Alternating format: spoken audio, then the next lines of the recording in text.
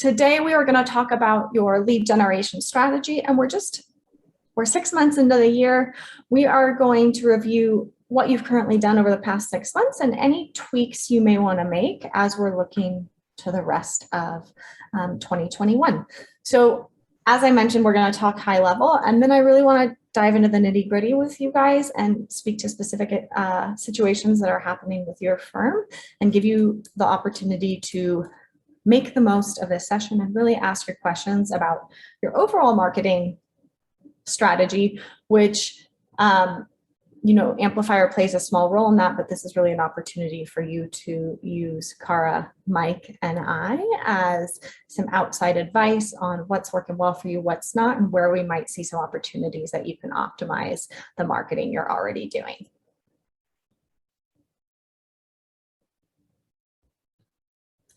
So I'd love to know, last session, if you attended, we talked all about video marketing. If you just pop in the chat, is there something you implemented since last session or an important takeaway or something that really changed the way you show up or think about video in your marketing? I'd love to just hear that in the chat. And while you're dropping that in, I'm going to move on to the next slide. Okay, so as a reminder, marketing is a numbers game. So when we're talking about lead generation strategy, we're looking at, I need a certain number of qualified eyeballs to get a certain number of qualified leads to get a certain number of clients. So when we are thinking about this down here, I'm looking for X number of clients a month, X number of clients a quarter. We start here and then we reverse engineer. Okay, how many qualified eyeballs do I need to get in front of? How many qualified leads do I get in front of? And when you start to think about your marketing from a numbers standpoint, it becomes a lot easier to predict how many clients you're going to get on the back end of that. And it's not an exact science. I wish it was as formulaic as this. It's not always, but having an idea of, okay, how many eyeballs does it take to get a certain number of clients? How many leads does it take to get a certain number of clients will help you start to use data to measure marketing and optimize your performance.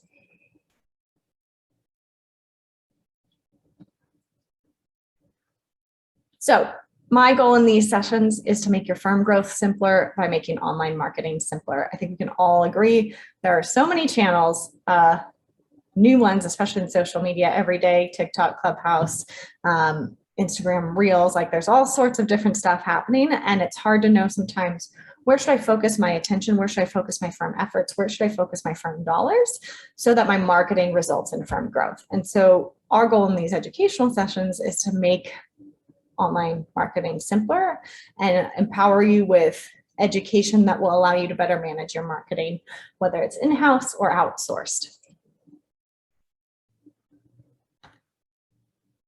Okay, so we have what I call the Better Business Growth Framework, or in this case, the Better Firm Growth Framework. And I find when you use this three-pronged approach, you will get more impact and more value from your existing marketing assets so that you can generate more leads, better leads, and more sales ready leads. And then when you launch new marketing assets, you'll also see these same results. So when we're thinking about lead generation, and this is what we're going to be talking about most today, but I find people forget about lead qualification. So we're always focused on how do we get more leads, more leads, more leads. But oftentimes there's two pieces that are missing. How do I sort through those leads and determine who's going to be a good prospect and who's not? Who's a common term I see in this industry is who's a tire kicker and who's not, who's going to be ready now and who's going to be ready 6 months from now. So we want to have some sort of sorting mechanism that allows us to differentiate between what is a marketing qualified lead and what is a sales qualified lead, which are really two different things. And then we want to have this third prong, which is lead nurturing. How are we staying in front of our leads that we're generating? Because not everyone is ready to become a client right off the bat. It really depends on where they are at in the customer journey and the buying cycle. So as we talk about lead generation, I also want you to keep in mind, hey, how am I sorting through leads and determining their quality? And then also, how am I staying in front of them? And we'll touch on that a little bit towards the end of the presentation. But just remember, today we're covering mostly lead generation, but you also want to be always thinking about these three prongs when you're thinking about your marketing.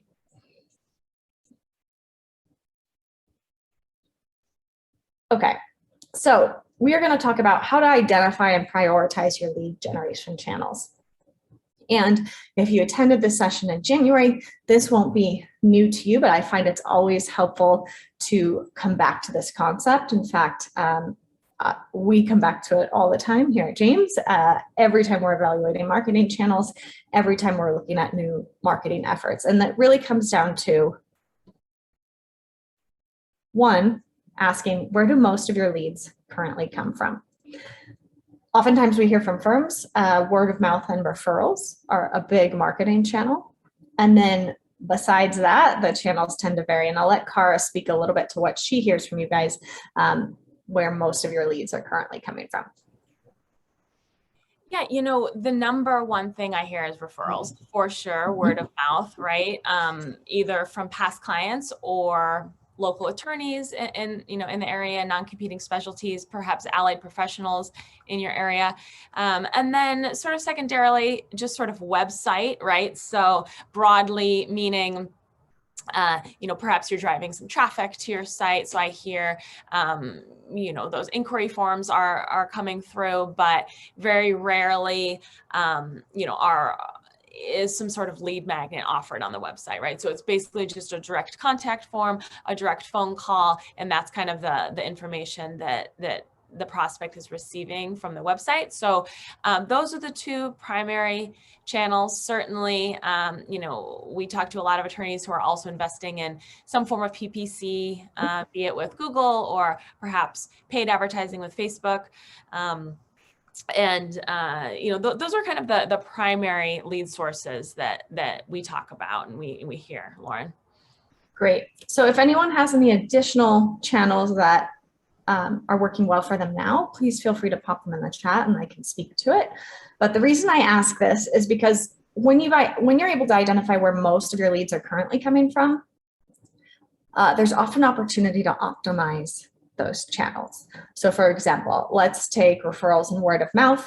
Maybe most of your referrals are coming from past clients, but have you invested in referral partnerships with other vendors who have complementary audiences? Now, that could be a way, rather than pursuing a brand new channel, which can be hard to start from scratch and get results pretty quickly, you can just optimize a channel that's already working for you. So for referrals, I'd look at referral partnerships. I'd maybe expand your referral network. You could optimize the referral program that you have in place with current and past clients. There's lots of ways to optimize that channel and make sure it's doing even more marketing work for you. Same thing with your website, as Cara mentioned. Maybe you have a contact form. Maybe you have a phone number on your site. Do you have a lead magnet on your site? We can optimize your website so that more traffic is converting into leads, more of your existing traffic. Now, I find that websites as a lead gen channel can be a little bit deceiving because you have to be sending eyeballs to your website in order to convert that traffic into leads. So if we're saying, okay, a lot of leads are coming from our website, I then want to drill down into the Google Analytics and say, okay, where is that traffic coming from? And which ones are resulting in form submissions, phone calls, and if you have a lead magnet submissions. So I encourage you, if you say my leads are coming from my website, ask whoever's managing your website, hey, can you tell me where most of our traffic is coming from? If you have some tracking in place where Google Analytics measures your form submissions, phone calls, and lead magnet submissions, great. You'll be able to drill down very specifically into, okay, maybe I'm getting a lot of traffic from Facebook, but all of my leads are actually coming from Google. So when you look at that, you say, okay, how can I optimize my Google search traffic rather than spending more time on my Facebook traffic, even though it's generating a high volume, it's not where my leads are actually coming from.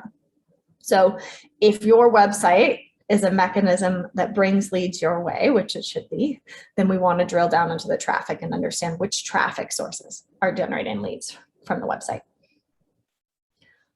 Okay, so Derek is saying a lot of his leads come from client referrals and professional referrals, and does a lot of ads for TV and radio. Great. Richard Hall saying word of mouth and web.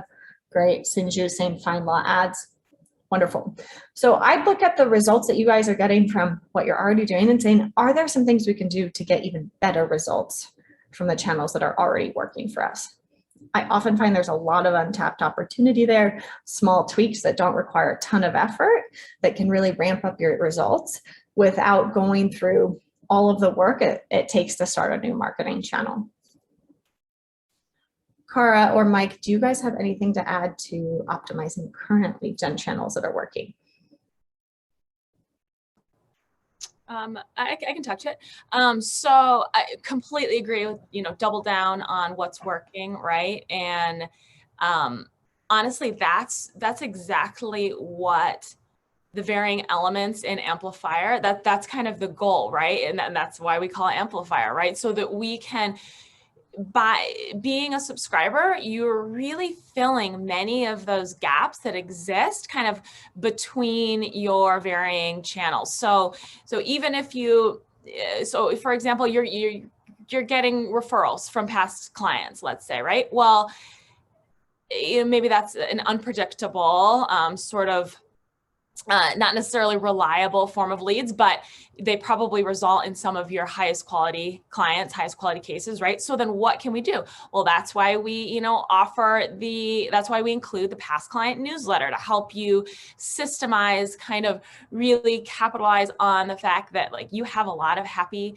past clients. Let's, keep in touch with them, remind them that you exist, take that burden off your plate. We handle those monthly newsletters, and let's ask them for reviews, for online reviews. Let's film some client testimonial videos with those same happy past clients. So all of that, really helps to take advantage of, those pieces that so many attorneys tell us are already working well, but let's amplify it, right? Let's bring a little bit, as Lauren says, some predictability and sort of a more of a systemized approach to much of this.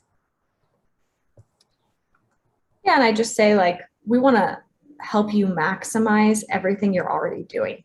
Like, let's do a couple marketing channels really, really well, rather than trying to spread ourselves too thin across every marketing channel that exists, because as you know, it's hard to do 20 things well.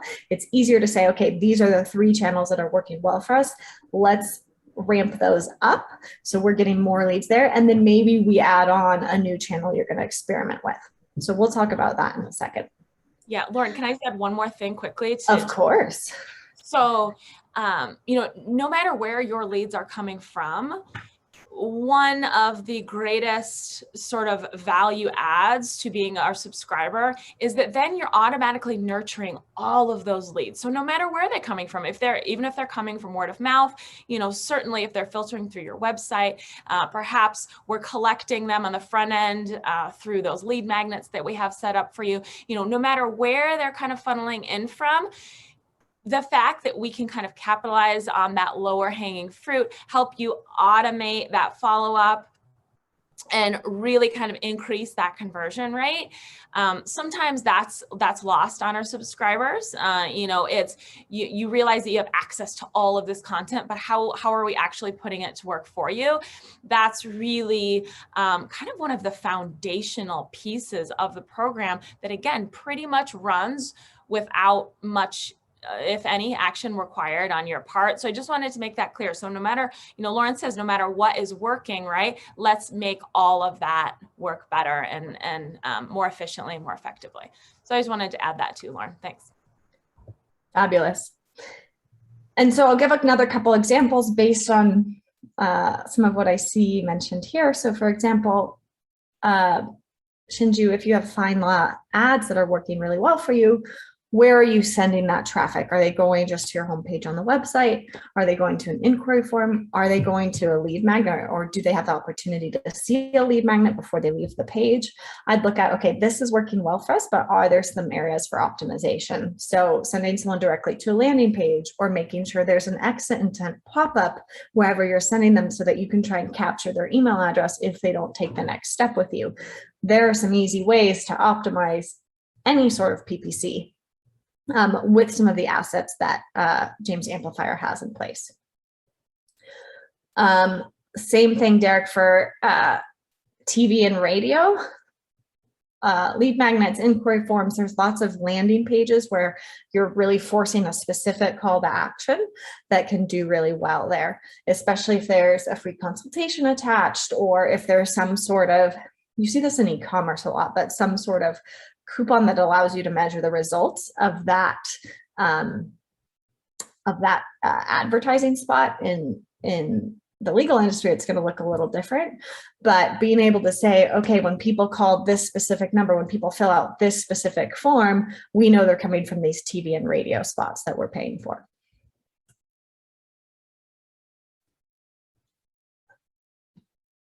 Okay, oops. So one of the questions I get a lot, I suspect Karen might get a lot too, is what's the best channel for generating leads? And the short answer is there's really no right answer. It really depends on your firm, your competition, your target audience, your specialty. So I encourage you to ask a different question, which is what's going to be the best channel for my firm, rather than there's no one size fits all channel that's going to work well for everyone.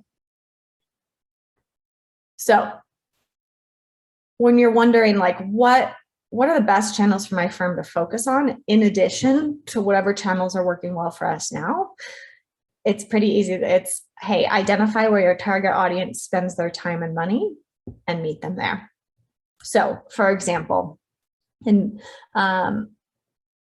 Derek, I am trying to look up through the chats and find what your specialty is. Derek and Richard. Okay, tax, estates, and trust. So presumably you have identified, hey, our target audience is spending time on TV and radio, and so that's why we are advertising there. Or Shinju, you are saying, hey, people are looking for us on FindLaw, so that's why we are spending our advertising dollars on FindLaw. I find when there's confusion around which channel to focus on, there often hasn't been enough work to really hone in and understand your target audience and where they're spending their time and money. So this can be a little tricky if you have multiple specialties, because a personal injury target audience looks a lot different from a criminal target audience and where they're spending their time and money. There are, of course, very broad channels like radio, TV, billboards, even social media platforms where we know most people are spending their time and money, but we don't necessarily know how to target them specifically or how to be most efficient with our advertising dollars, because a billboard gets in front of a lot of people, but how many are actually your target audience, right? So if you're a little confused about, okay, I'm not sure where to focus our lead gen, then I'd encourage you to dig in a little bit to your target audience. And one of the easiest ways to do this is to get on calls with past clients. Ask how they found you, ask kind of what their process was leading up to looking for a lawyer, where they searched, who they asked, and ultimately why they landed on you. You could do this with 5 past clients. You could even do this with 3 past clients, and you would get a wealth of information that can really help you hone in on, okay, this is where I should spend my next 6 months focusing in terms of lead gen strategy. Cara, do you have anything to add to that?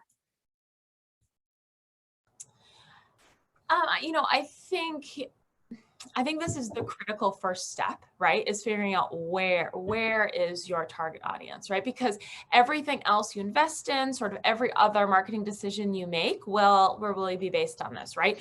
When we talk about videos, what are you going to talk, what are you going to cover? What are you going to talk about in those videos to speak as directly as you can to that target audience, right? So everything is really sort of, based on this. And honestly, most of the attorneys I speak with have a pretty good sense of who their target audience is or the type of case that you're trying to attract, but it's not always clear, well, okay, so I've kind of identified this, my niche or my ideal client, but then where exactly are they? Where are they hanging out? How can I invest in a way that makes sense to kind of reach them as directly as possible? But Lauren, I think we'll talk more about that. And I also think that, don't overlook this step, because we don't want to just throw as much as we can against the wall to see what sticks. Marketing is certainly based in, some testing and some experimenting, but you can go at it, in a much more sort of mindful, streamlined way when you have this knowledge and this kind of intel going into it. I love Lauren's suggestion, advice to ask, right? So often attorneys that, you guys aren't asking, how did you hear about us? And don't feel, don't be shy about digging in a little bit, like getting a little bit specific, right? You're not going to turn anyone off by that type of dialogue. If anything, it will just kind of convey your interest in just really your caring overall. So that's kind of what I'm hearing, Lauren. Yeah. I think understanding your specialty, already helps you know how to speak to people about what kind of cases you cover, what are their common pain points, and it's fabulous. But understanding where your target audience spends their time and money can be a challenge if you're not asking these questions of of leads or of current and past clients. So I can give you a few exercises right now to think about, but one of them I like to think about is who else serves my target audience in a different and complementary way. So when you're thinking about, for example, referral partnerships, there are likely other people that are serving your audience. So if you're in personal injury, maybe it's a chiropractor, right, who's seeing people who are already having injuries. And so I then immediately think about, okay, that's a really easy place for me to go establish some relationships and, establish a partnership, because my target audience is already paying for the chiropractor services. The chiropractor has already identified how bad their injury is. They've already identified whether or not they need an attorney. And it's a really fast path when the right patient comes in to your target audience. Whereas if I think about Instagram, for example, I'm thinking, oh gosh, it's going to be pretty hard to find someone who's had an injury in my specific geography and is talking about it on social media. That's just not something that's often people are going to be very vocal about there. So when I'm evaluating two different sources where I know my target audience is spending time and money on both of those places, I'm going to look at what is the fastest path to reaching someone who's closest to the point of sale, who's closest to becoming a client. So long story short, think about who's already serving your target audience in some way, shape, or form. If you're in business, are there accountants who are already serving your audience because they're doing their taxes for them, they're doing their bookkeeping for them? Okay, and then maybe they need some contracts on the back end of that. Maybe they need some other business legal advice. Think about who your target audience is already paying to help them solve a similar and complementary problem.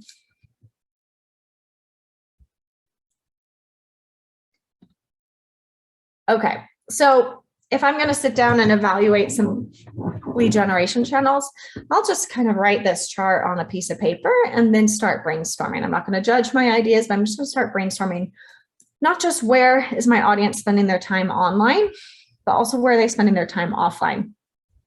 Are they going to talks? Are they reading specific magazines, publications, newspapers? Are they, in the example I just said, going to a chiropractor, going to a CPA?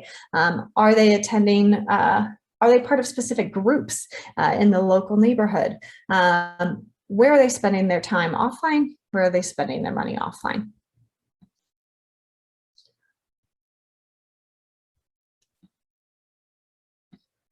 And like I mentioned before, when we're evaluating lead generation channels, I'm also looking at the stages of awareness. How close is someone to hiring an attorney like me? So in the chiropractor example, they're pretty dang close. They're already injured, they're already seeking help, and they're paying possibly out of pocket for medical help. However, if I'm advertising on social media or I'm advertising on a billboard, people may be in this unaware problem or problem aware stage where they don't necessarily know they need you. They may not even have a problem yet. They're just seeing your face. They're just seeing your brand. And while that certainly has a role in marketing, it can be a very expensive place to start advertising from and take a long time to move that person from unaware into a client. So when you're evaluating, okay, where are we going to spend our marketing dollars? Where are we going to focus our lead generation efforts? Think about how close is this prospect to the point of hiring me?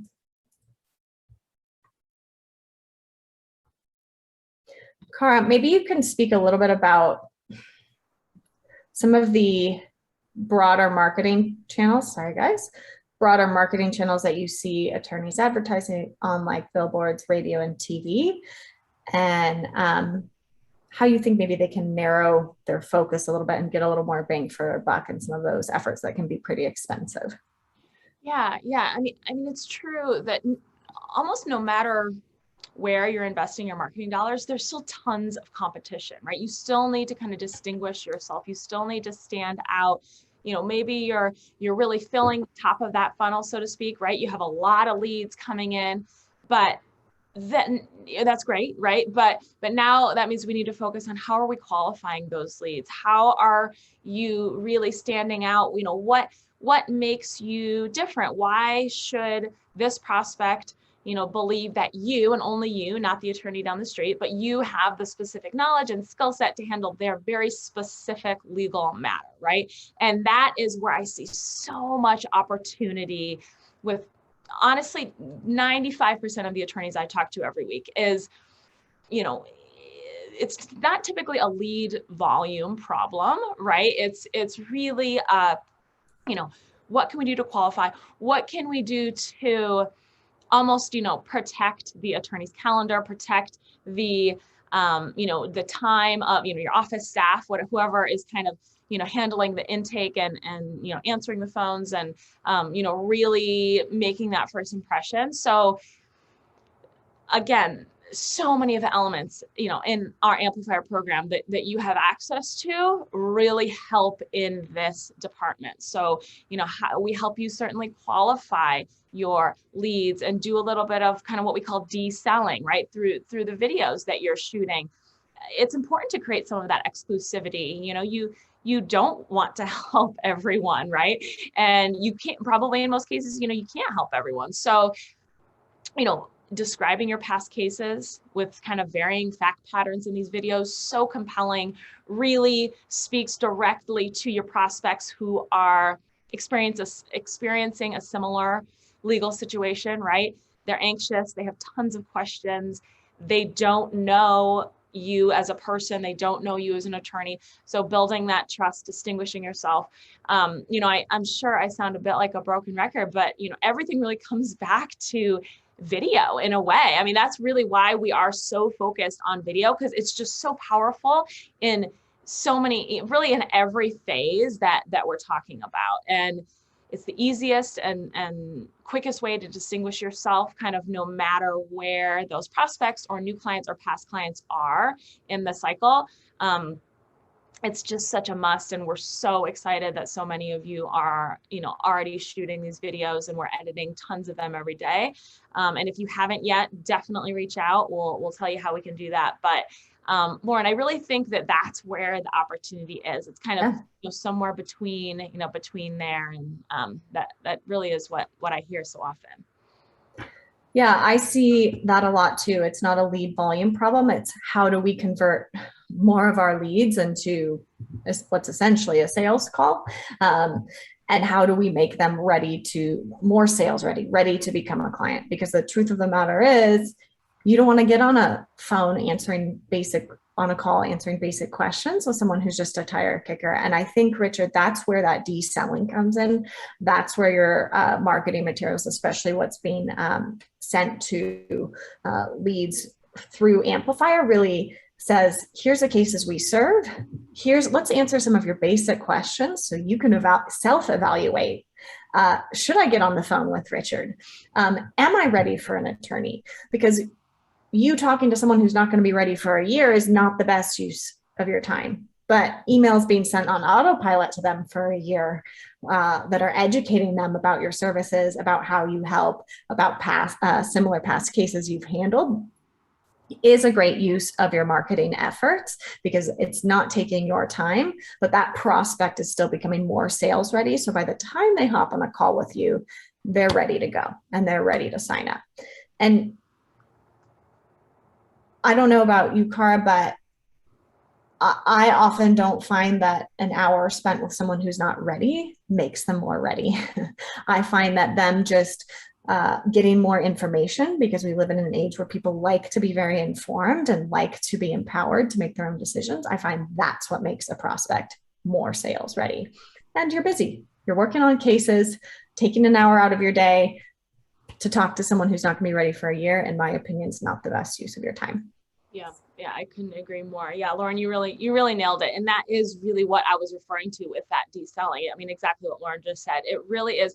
It is creating some exclusivity. I mean, it's clearly describing the type of client and the type of case that you want more of, right? So whether or not you've had those in the past or not, but it's really about what you want moving forward. And just making it, because you need people that have money to pay you, right? Those things are important. You need people who have a legitimate problem that you can help them with, right? So there's just some baseline screening, tools that we put in place for you, that we help you communicate in your video, that we we even ask some qualifying questions in your lead magnet form, for instance, like how immediate is your legal need? Okay, where on that spectrum are they? Are they need, I need help now, call me, or just browsing, just gathering more information, where are they? Help you really prioritize that follow-up. And then maybe a second question could be something a little bit more pointed that would help you specifically determine sort of the size of their case, right? So it could be a more specific question, to your firm that would help you kind of link up with the type of client that you're looking for. But again, these are multiple choice questions. They don't deter your prospects from kind of completing the form. There are no like long form essay, responses needed. It's still very simple, and you can still collect the majority of your information, during your intake process. But the simple screening, this deselling, it will go a really, really long way, especially if you have, a decent lead flow. That's where it will really have an impact. And we've certainly seen that with so many of our subscribers, through the video and through, some other, really pretty basic, questions and pieces that we're putting in place. It really does have an impact. And I'll say one other thing about deselling that I think, in my opinion, is often a missed opportunity, and Cara and Mike may or may not agree, so I'll let them chime in after. But when we go back to this target audience,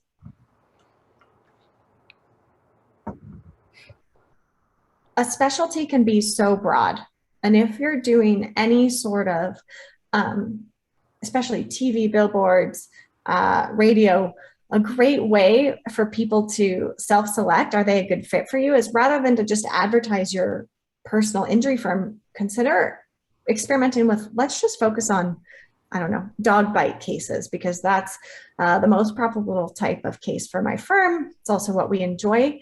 It is so much easier for a target audience to raise their hand and say, yes, I fit into that bucket, or no, and distinguish yourself from other competitors.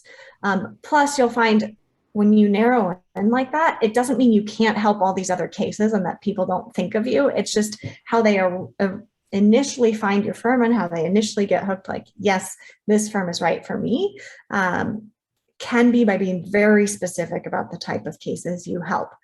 It's hard to know, like if I'm evaluating, oh, I have an injury, is this the right attorney for me? There's so many other personal injury firms out there. How do I know that you are the right attorney for my specific case? Cara or Mike, do you guys have any thoughts on that? Yeah, I mean, exactly, Lauren. I mean, it's certainly, and you don't have to pick just one micro niche, right? I mean, maybe you can certainly be talking directly to motorcycle accident, answering common questions on motorcycle accidents, slip and fall, construction, accidents, right? So you don't have to, pick just one, but when you are outlining your past cases, for instance, right, that's a really good way of speaking directly to those prospects. Because think about it, if you're regularly shooting videos that outline your past cases, you're growing a collection, an ever-growing kind of collection of these videos, and you're more likely to match that past case with the situation that your prospect's going through. So that's why we help you. It's a continual effort, right? We help you grow this library, always keep it fresh. And ideally, this is just part of your kind of case wrapping process. The case is through. There's a series of steps that you go through. At that point, just slot in shooting the video as well, right? And it's when the case is the most fresh in your mind, assuming it's a case that with fact patterns that you haven't yet outlined, right? I mean, if it's your standard car crash and you've talked about it in the past, then that's fine. But certainly the more you can match directly with your prospect situation, you can just imagine how that would help to build the trust and how compelling that will be to prospects who are just meeting you on your website for the first time, right? It allows them to really see how you would handle, what's the likely outcome too of their case. I mean, is that not the number one question that you get, right? What does this process look like, and what is the likely outcome? So really outline how cases have unfolded in the past similar to theirs. It's really the single most impactful thing you can do from a video standpoint. And again, distinguishing yourself, Lauren, that's what we're seeing. Yeah, and I think to your point, no, you don't have to narrow yourself down to one micro niche. But if I'm thinking about it from a marketing perspective, and I'm like, okay, let's just try focusing on an entire kind of customer journey or client journey from around motorcycle accidents. I'm thinking, okay, let me go establish a referral partnership with a motorcycle repair shop because they're going to see motorcycles coming in that's been in crashes. Then I'm going to say, okay, let me create a page on my website that's all of the videos I have around motorcycle accident cases. And then I'm going to have an inquiry form just around, hey, let's set up a call to talk about your motorcycle accident.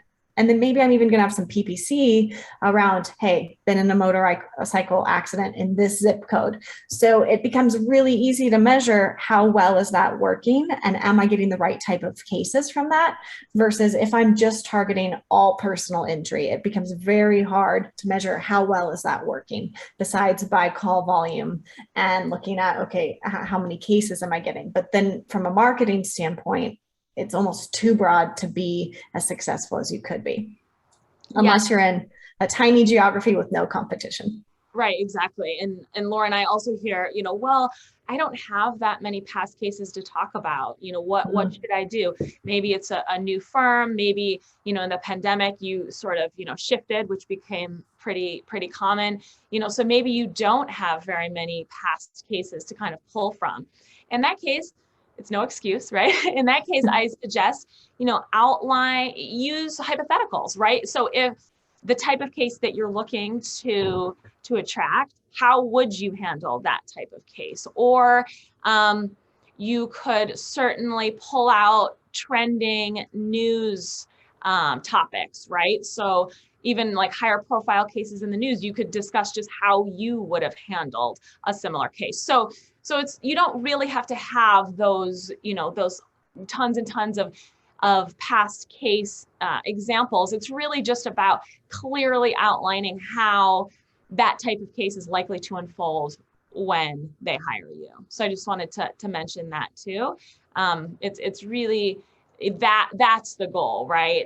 It's about showing that prospect what to expect and how, why you should be the one to handle that.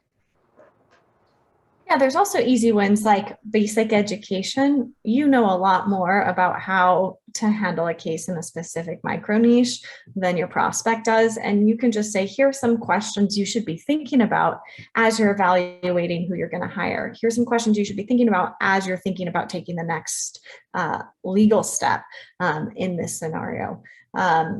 There's so many different educational paths you can go down. Even just customer testimonials, they don't have to be specific to that type of case, but customer testimonials showing social proof. My attorney was on top of it. My attorney had every single detail handled. I didn't have to, made this super stressful process a lot easier for me. There are ways to convince someone that you are the right attorney without having that specific type of case in your back pocket to talk about on video. Okay, so as you're evaluating your lead gen channels, one thing I like to bring up is, okay, what are some of the constraints and risks at the forefront of these different channels to help you evaluate where should I focus my time and effort now? So let's say you have a really full caseload coming up. You don't have a lot of time to start new channels. You don't have a team in-house to start new channels. Well, then I would be looking at, okay, how can I optimize the channels that I'm already doing? How can I lean on James Amplifier to help me put videos throughout my entire sales process? How can I make sure that we have a lead magnet on my site? How can I make sure that we have emails going out to past clients, all of which James Amplifier helps you with? And then I'm going to say, okay, all we're going to focus on this quarter is optimizing our already existing channels. Or I'm going to look at, okay, maybe we've been trying to do something in-house like PPC or Facebook ads or Instagram ads or LinkedIn ads or some sort of social media advertising, and we're not really getting the results that we're hoping for. Those are all very complex marketing channels. So then I'm going to say, okay, I still want to be on this channel, but I'm going to outsource this to a team who does this day in and day out for law firms, and they know exactly what they're doing, and they're really going to speed up this learning curve for me. I'm also going to look at the risks. Like, am I going to be solely reliant on this one channel to generate leads?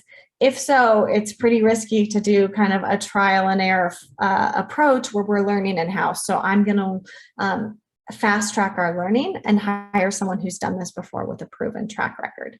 So when you're evaluating, hey, what's been working the last 6 months? Are there any new channels that I want to start working on? I'm going to look at what kind of time is involved in this? What kind of money is involved in this? Who is going to be helping me with this? Is it in-house or is it outsourced? And how long is it likely to take to pay off?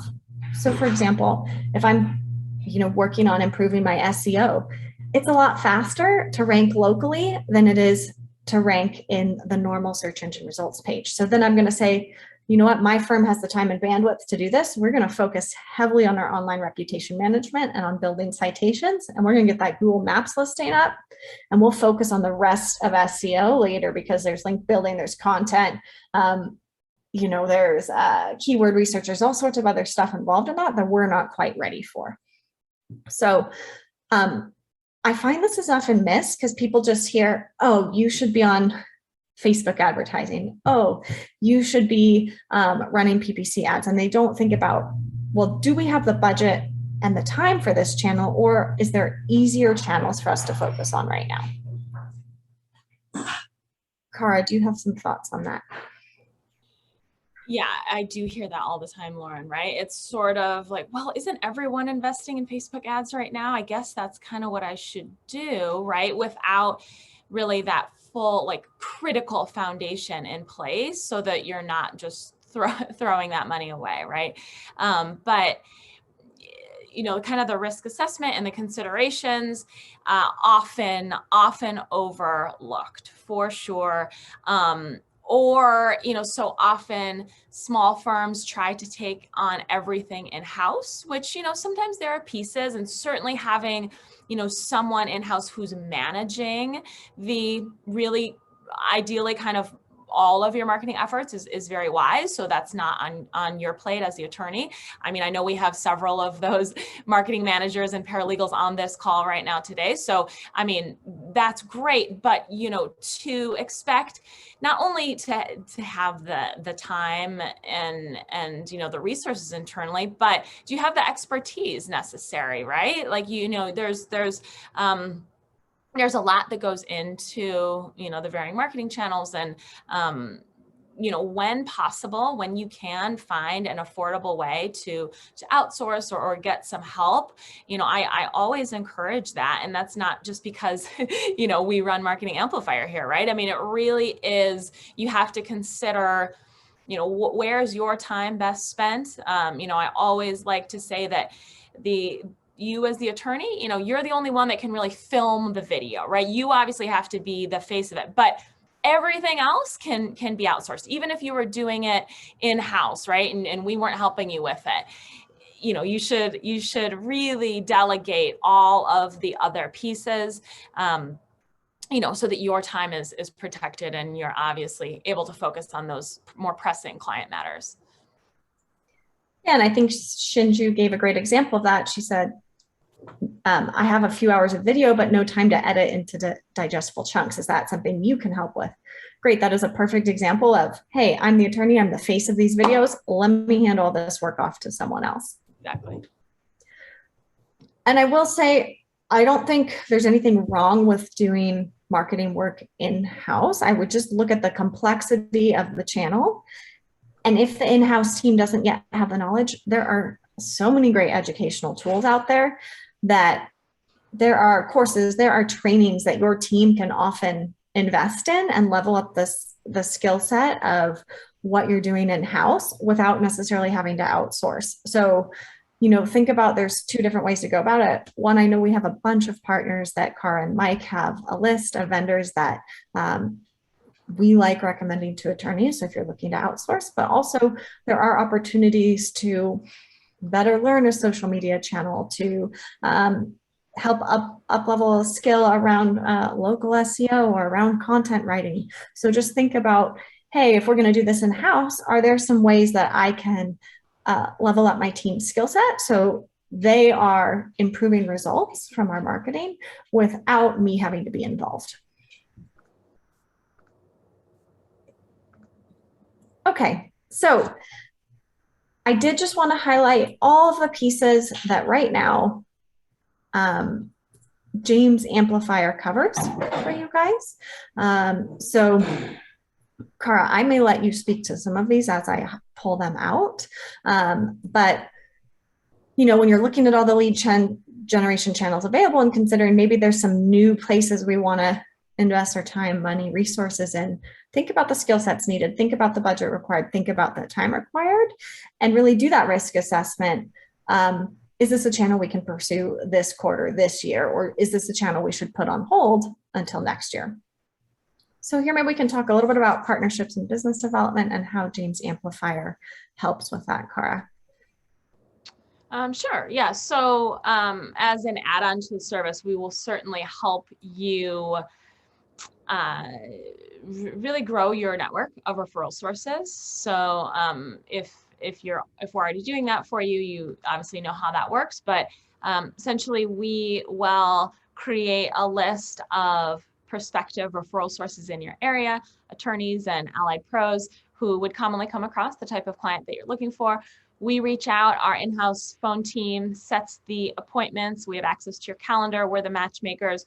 We're setting the appointments with those high quality partners and those referral sources. And then we're helping you nurture and cultivate those new relationships, sending high value materials, newsletters, marketing journals, business journals to your new relationships to make sure that you're kind of providing value on an ongoing basis. A reciprocal referral isn't always necessary when you are providing value in other ways and staying top of mind. So that's how we really help you grow your referral network and your partnerships so that, you know, we can take a lot of the burden off your plate. Amazing. And then a piece we touched on a little bit earlier is your email marketing. So we cover your email marketing through all stages of the client life cycle and the lead life cycle. So Cara, can you just remind subscribers the few different ways that we are using email marketing and Amplifier? Yeah, sure. So like you said, a big part of the offer is the email marketing pieces, the automated drip sequences, these email series. So we start with helping you collect and build your list with that lead magnet, the educational branded booklet on your website. We're collecting contact info in exchange for the educational booklet, right, being delivered. So those folks and any other prospects that we can, everyone is synced and linked up, automatically added to the prospect nurturing sequence. Comprehensive months and months and months of emails go out, all educational, all conveying, you know, your caring, your value, establishing you as the expert, not salesy at all, really just really, you know, focusing on your branding, on that trust. So the prospect nurturing sequence is a big part of that. And then of course, we also welcome your new clients with a comprehensive educational series targeted at those new clients, explaining what the process is like, what they can expect, establishing that first impression, and then completing the circle with the monthly newsletter for your past clients as well. So that goes out every month. Our in-house team of attorney editors, you know, we're always looking to include articles of kind of varying topics and lengths, and you know, everything from money management pieces to seasonal articles to recipes, all very popular. Again, the point of that newsletter is to get people to actually read it. So it's interesting and not 100% law focused. So yeah, email marketing is a big part of it, and very little work required on your end as a subscriber to really you know, have a big impact with every phase of the life cycle, like Lauren said. And I'll just say, as a marketer, email marketing should and probably is, if you're as an Amplifier subscriber, the biggest driver to your sales pipeline, driving people to book calls with you, driving people to become ready to take the next action with you, whether it's giving you a referral or jumping on a call or opening the next piece of content.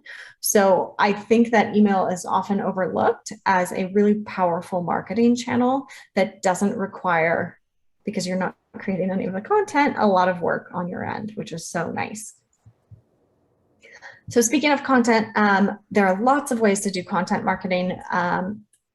Obviously, James Amplifier puts all of our great content to work for you, but I think the piece that we are most excited about right now is leveraging video in all stages of your prospect and client life cycle. So we had a lengthy video on this last time during the Marketing Mentor, so make sure to check out that replay if you haven't, but I will let Cara speak to it briefly here for a couple minutes. Yeah, super high level. I won't get too into it because you're right, Lauren. I think we covered it last time, but we're helping you shoot monthly videos. If you haven't yet, we obviously just conduct these shoots virtually over Zoom, just like we're doing now. We provide the scripts, talking points, topics, bullets, any level of support you need, we provide. And through the monthly shoots, we typically gather enough footage for 2 custom videos per month, and we handle all the editing. Of course, we layer on our own content. We layer on our own B-roll and you know, additional footage to create a really impressive end product. We're helping you answer common prospect and client questions. We're again helping you outline those past cases with varying fact patterns. We're helping you kind of explain what attracted you to the law in the first place, what, you know, attracted you to your specialty, kind of, you know, what's your mission, why did you, you know, decide to become an attorney, what is, you know, unique about your firm and your team. And then, of course, now we're also helping you gather past client testimonial videos, which can be pretty much like marketing gold. And we've had some really good success.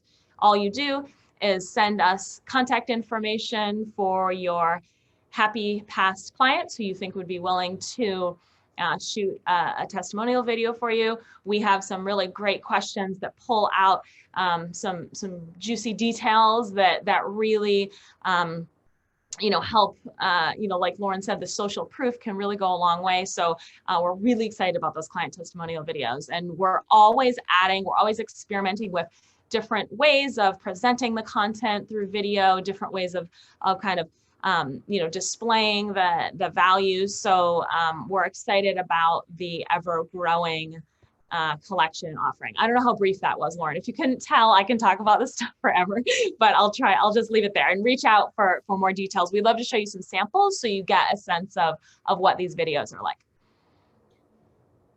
And I'll just say I'm super excited about video because if you look at the way online marketing is going, everyone is doubling down on video. That's where they find users are spending their time. Instagram, TikTok, YouTube, everyone is saying, hey, we are moving to prioritize video more because they are finding that's what users are spending more time on, which makes sense. You have a 3-minute video versus a picture. People are going to watch the video for longer than they're going to look at the picture.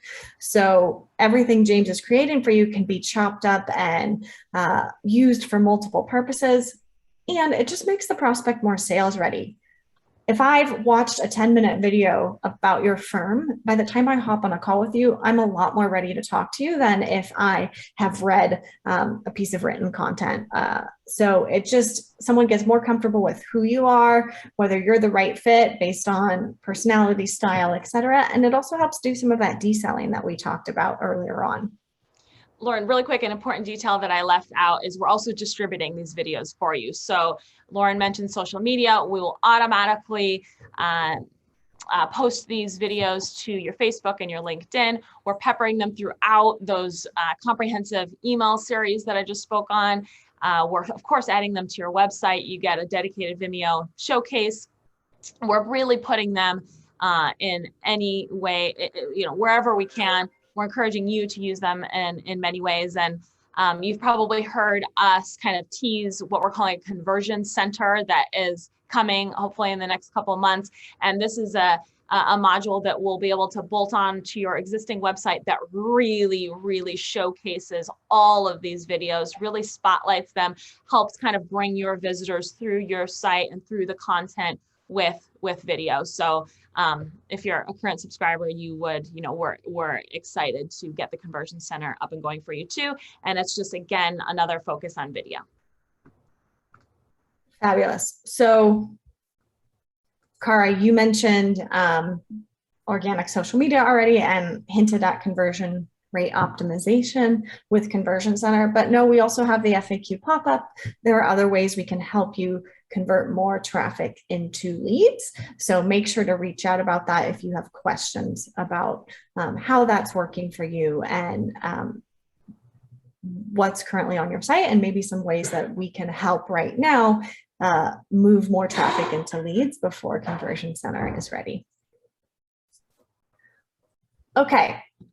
So I know I'm going a little bit long, but I encourage you to look at your already existing lead generation channels and think about how can we optimize what's already working. And then if you're going to add a new channel, I'd honestly probably stick to one, but some people like to tackle two and think about what can I implement in the next quarter, given my current constraints, given my current risks, and what can I make sure is going to be working in tandem with everything that's happening on James Amplifier. So let's say you're going to start a specific effort. I encourage you to reach out to the team and say, hey, we are going to be starting X. Is there anything we should think about with relation to Amplifier and make sure that it's going to be working together?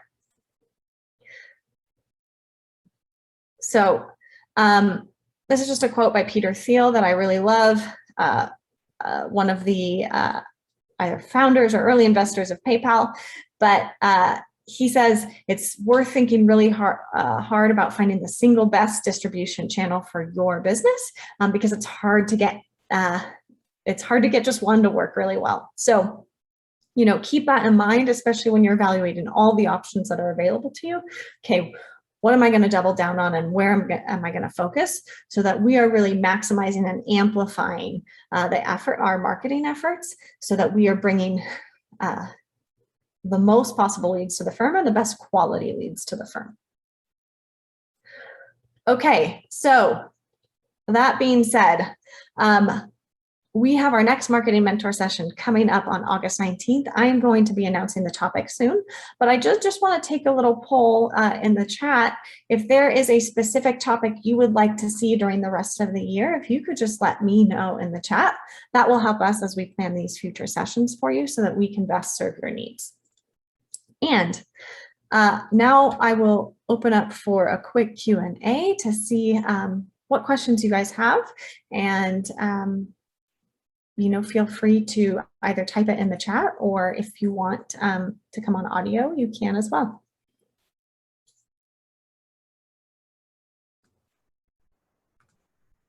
Oh, we know you have questions. Come on. Something that I hear all the time, Lauren, too, is, we touched on kind of this lack of time, right? Lack of resources. We have many of our subscribers are small or even solo practitioners. There's just not a lot of help, right?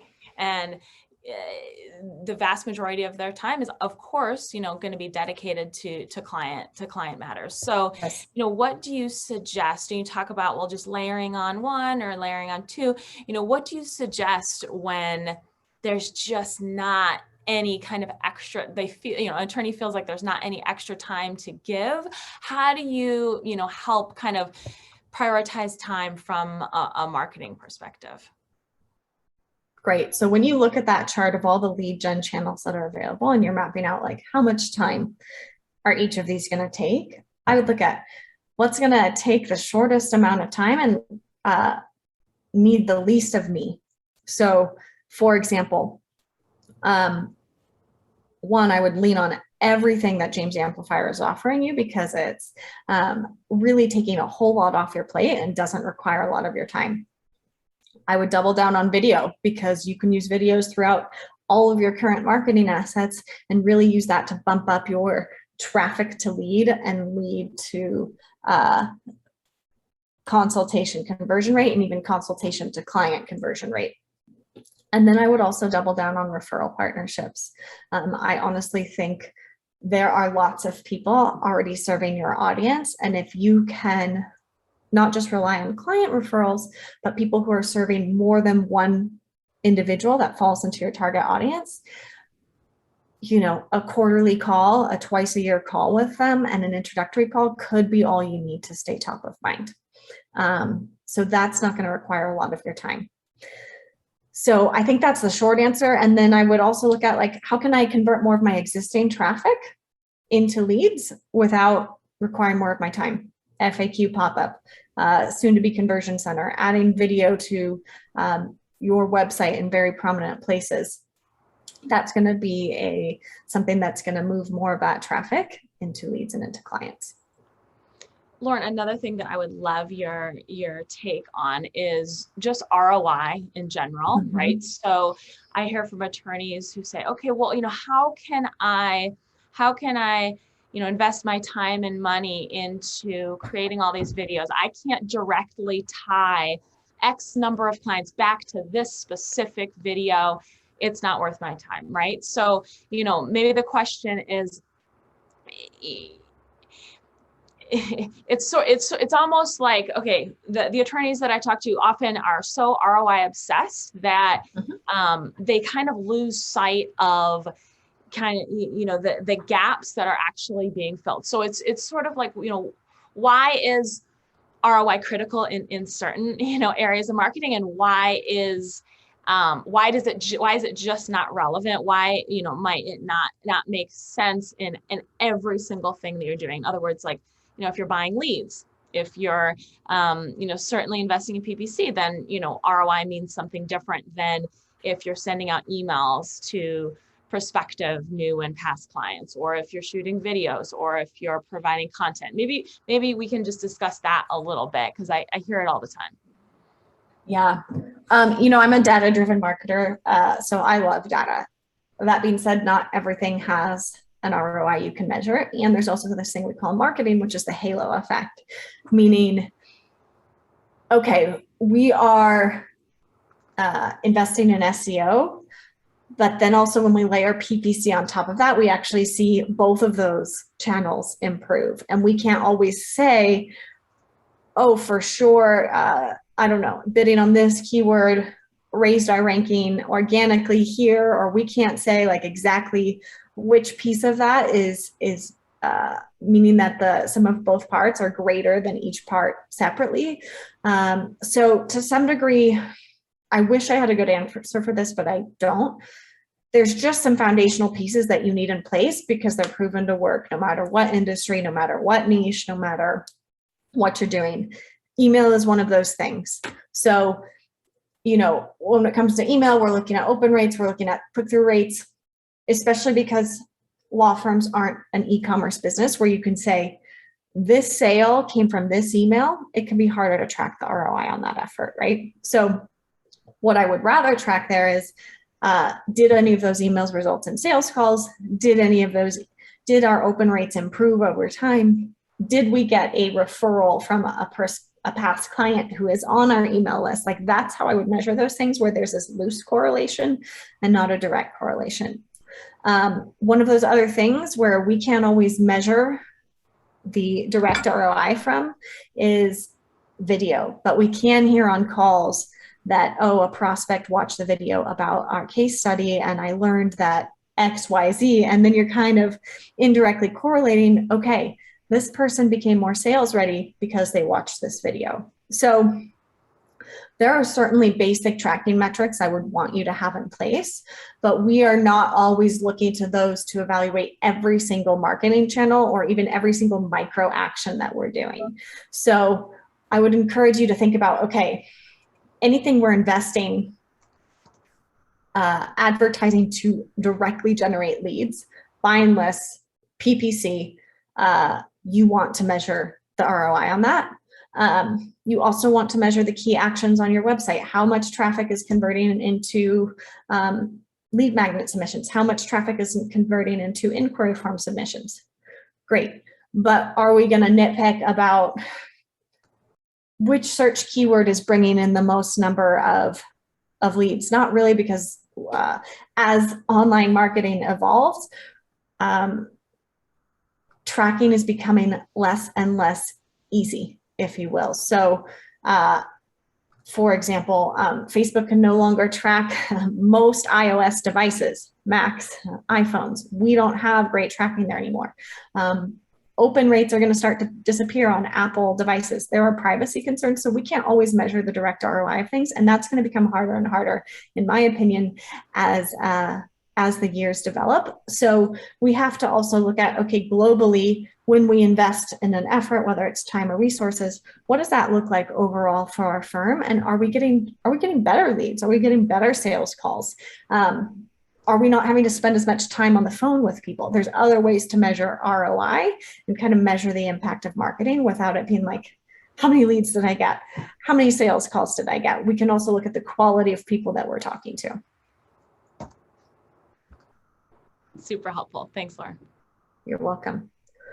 Okay, it is pretty silent in the chat, although I see people here. I do think that maybe someone can reach out to Shinju to reach out and make sure that they have everything they need in the program. But if you have questions about anything Amplifier offers, if you have questions about any past marketing mentor sessions, I encourage you to grab that link that Mike dropped in the chat. We cover a lot of different topics here, and we've been doing this, I believe, for almost a year now. So I think it's going to be a great opportunity if you're looking to educate yourself or your team on different aspects of marketing. Make sure you check out those replays. Any other questions, Cara, that you think we should cover before we sign off that you hear frequently? I think this is a good place to wrap it, Lauren. Tons of great information as always. Thank you for providing the value to our subscribers. Anyone who's on the call, like Lauren says, reach out with any questions, or if you're unsure if video, for instance, is included in your program, reach out, we'll get you started. The more of these that you can attend live, you know, the more you're just going to get out of it. So thanks for attending. And Lauren, as always, thank you so much. Thank you, guys, and keep an eye out for this replay in your email inbox. Thanks, everyone. Bye.